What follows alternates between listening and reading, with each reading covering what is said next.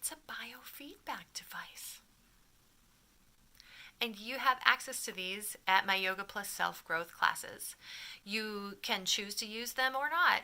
We do this prior to class or at the very beginning of class, and it allows you to track what your stress levels are. I like to think of it as how full your stress bucket is.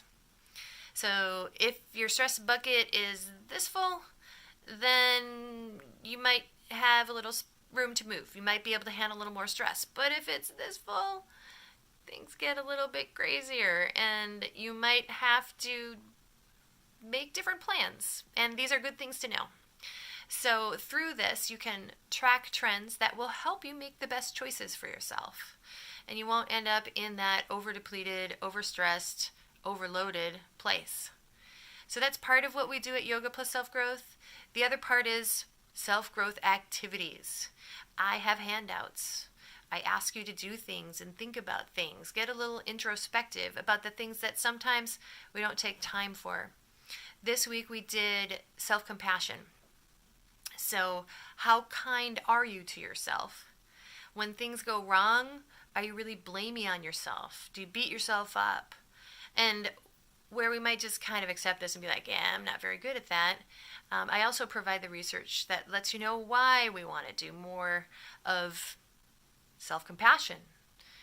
Whatever our self-growth activity, it's backed by good reasons. And in this case, if we can be kinder to ourselves when we, quote unquote, fail, then we are better able to handle any stressor.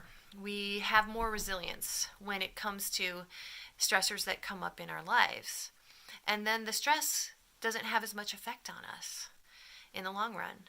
So although it might not be really apparent why we need to take the time for some of these things, with a little bit of information and a little bit of introspection, those things do become clear. And then you can apply whatever we do in our activity to your life. Beyond that, yes, we do some yoga in class. And the yoga is aligned with what we're going for with our self-growth activity. So, for instance, if it's a self-compassion class, then we're going to make sure that we don't beat ourselves up for our alignment or for not feeling particularly open in any pose. We actually change how we practice based on what our self-growth activity is.